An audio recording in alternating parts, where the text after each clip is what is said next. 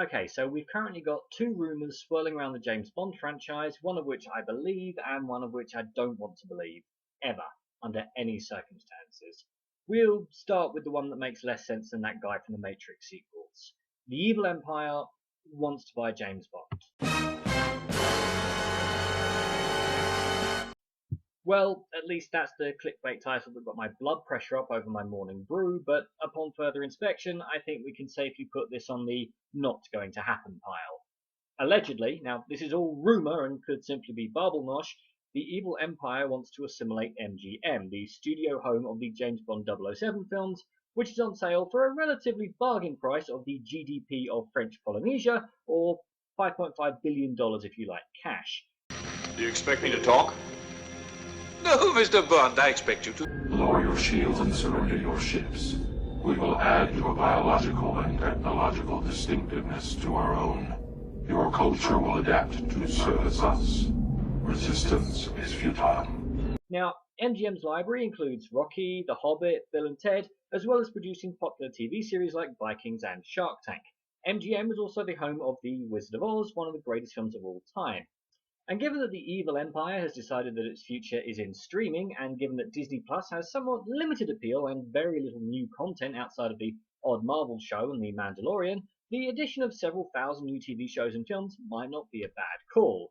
Except where the living film is the evil empire going to come up with the GDP of an overseas collectivity of the French Republic and its sole overseas country? They're flat on their back financially because a lot of their money has previously come from theme parks and cruises, which haven't and won't be doing well for the foreseeable future. They're drowning in debt, laying off staff at a rate of knots, and they have the equivalent of the sixth largest economy in Oceania after Australia, New Zealand, Hawaii, New Caledonia, and Papua New Guinea down the back of the sofa?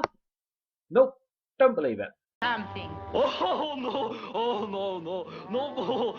Oh no! Even if I do find it funny that if this goes through, Disney Plus is going to have Winnie the Pooh sharing a server with Cabin in the Woods and Hot Tub Time Machine 2, Time Machine Harder.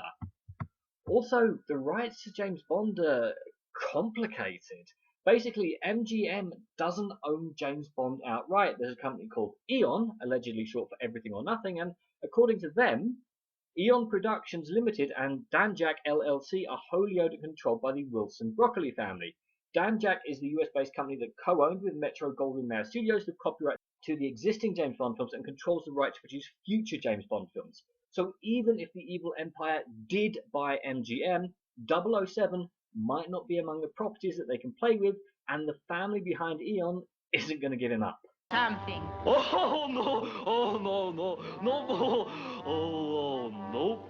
On to the second rumour, which I do believe, is that No Time to Die is heading for reshoots. Not because there's some, actual reshoots happening because there's a scene that isn't working or a boom mic drifted into shot or the plot's a little muddy and could be easier to follow. That happens in pretty much every big film these days and there's absolutely nothing wrong with it.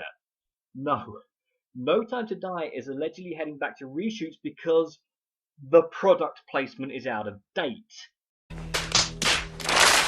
Which, yeah, No Time to Die will be full of product placement. Fleming's books were full of product placement. Tomorrow Never Dies was the first film in history to make a profit purely from product placement. Mexico paid millions of dollars to have the opening of Spectre not only be in Mexico, but to portray it in a positive light. Did it? I literally can't remember anything about Spectre other than it bored me silly. But back to No Time to Die, and of course, brands paid big money to have James Bond use their latest and greatest tech. And given that the film has been gathering dust for at least 18 months, some of that tech is going to look a little bit creaky if we ever do get to see this thing. Now, No Time to Die has partnerships with Adidas, Bollinger Champagne, Land Rover, Adidas, Bollinger Champagne, Land Rover, and the best one for me, Nokia. Yeah, Nokia is now James Bond's smartphone of choice, which even I as a superfan have absolutely no interest in buying, but according to a source, the big tech firms want the stars to have all the new up-and-coming products to help promote them and sell them to fans, the source says.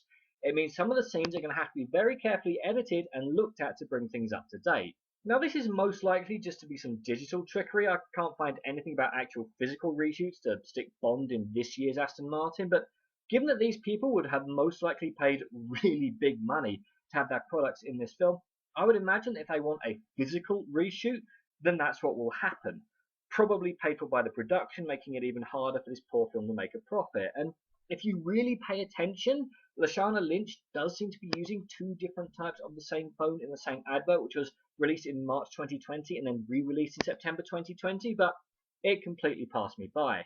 But what do you think? Will the evil empire assimilate James Bond or not? And what would James Bond have to do to convince you to buy a Nokia smartphone? Comment below, let me know. I'm Daniel, this has been A Dunking. If you've enjoyed this video, please like, share, and subscribe.